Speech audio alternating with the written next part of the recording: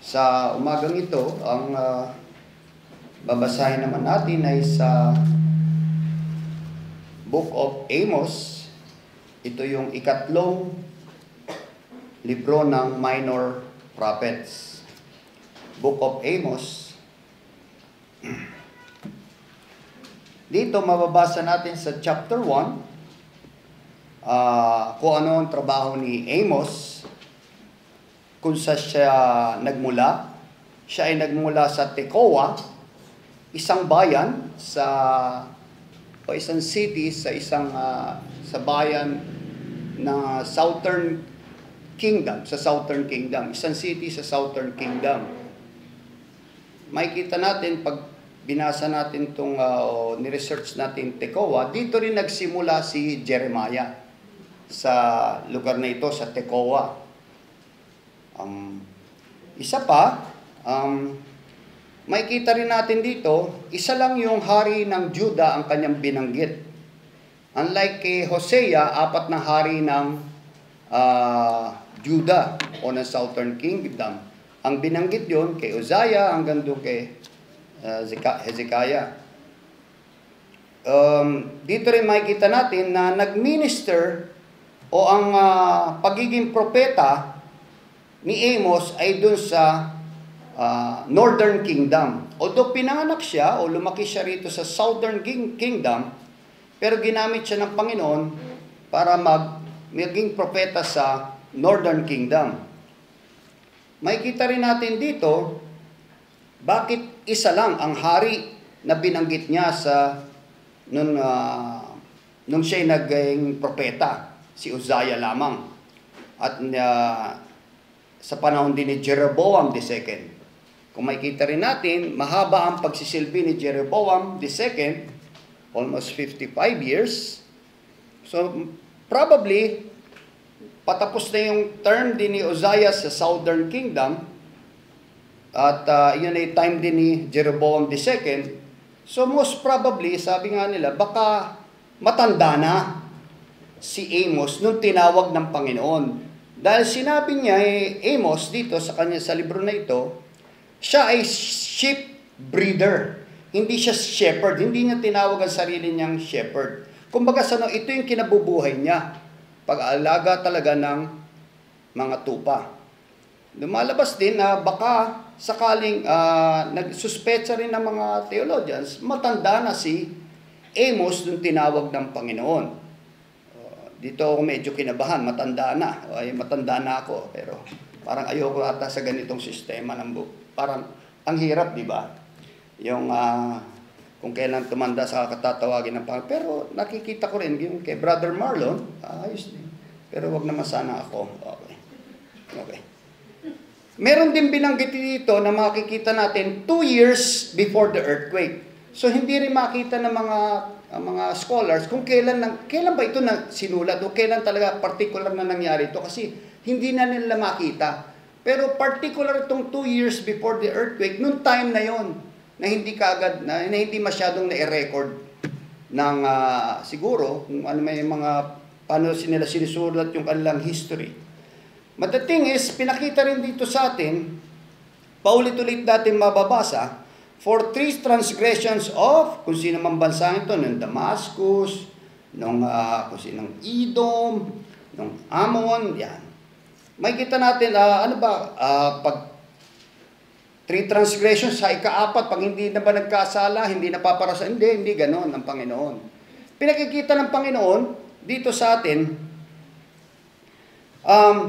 yung pagkakasala ng tao, katulad din ng katulad ng nababasa natin, di ba? To the 3rd and 4th generation, pag tuloy-tuloy na nagkakasala, mas malala.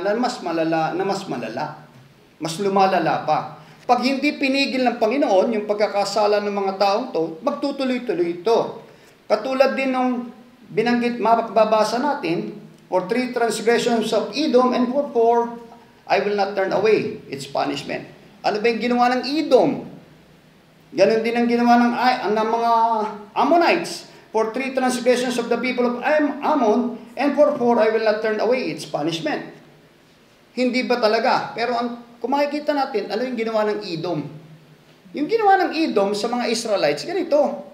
Papasok pa lang ang mga Israelites, papunta sa Promised Land, humingi sila ng permiso sa mga Edomites, pwede ba mga kuya, kasi kapatid nila eh.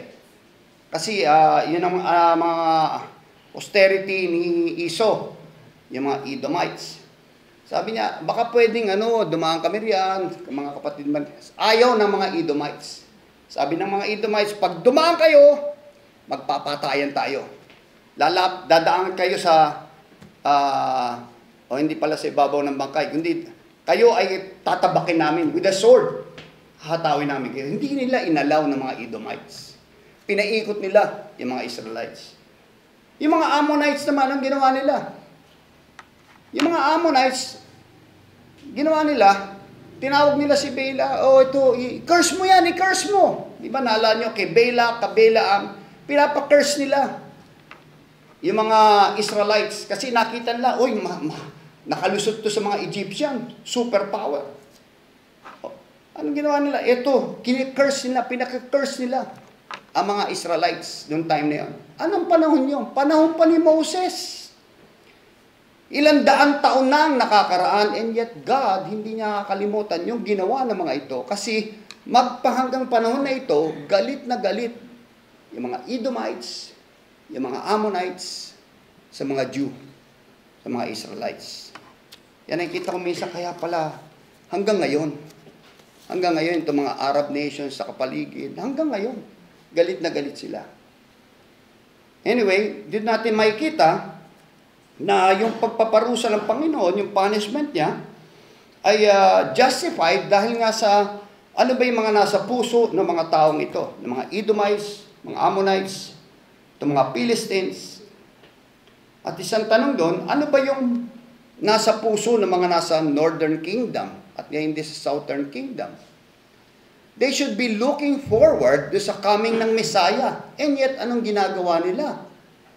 Yun yung mababasa rin natin dito rin sa minor prophets na ito. So, basahin natin sa chapter 1 ng book of Amos. Verse 1, the words of Amos, who was among the sheep breeders of Tekoa, which is so concerning Israel in the days of Uzziah, king of Judah, in the days of Jeroboam, the son of Joash, king of Israel, 2 years before the earthquake. And he said, the Lord roars from Zion, and utters his voice from Jerusalem. The pastures of the shepherds mourn, and the top of Carmel withers. Thus says the Lord, for 3 transgressions of Damascus, and for 4, I will not turn away its punishment, because they have threshed Gilead, and with implements of iron. But I will send a fire into the house of Hazael, which shall devour the palaces of Ben-Hadad. I will also break the gate bar of Damascus, and cut off the inhabitant from the valley of Aven, and the one who holds the scepter from Beth-Eden. The people of Syria shall go captive to Kir, says the Lord. Thus says the Lord, for 3 transgressions of Gaza, and for 4, I will not turn away its punishment, because they took captive the whole captivity, to deliver them to Edom. But I will send a fire upon the wall of Gaza, which shall devour its palaces. I will cut off the inhabitant from Ashdod, and the one who holds the scepter from Ashkelon. I will turn my hand against Ekron, and the remnant of the Philistines shall perish, says the Lord God. Thus says the Lord, for 3 transgressions of Tyre, and for 4, I will not turn away its punishment, because they delivered up the whole captivity to Edom, and did not remember the covenant of brotherhood. But I will send a fire upon the wall of Tyre, which shall devour its palaces. Thus says the Lord, for 3 transgressions of Edom, and for 4, I will not turn away its punishment, because he pursued his brother with the sword, and cast off all pity. His anger tore perpetually, and he kept his wrath forever. But I will send a fire upon Teman, which shall devour the palaces of Bozrah. Thus says the Lord, for 3 transgressions of the people of Ammon, and for 4 I will not turn away its punishment, because they rip open the women with child in Gilead, that they might enlarge their territory.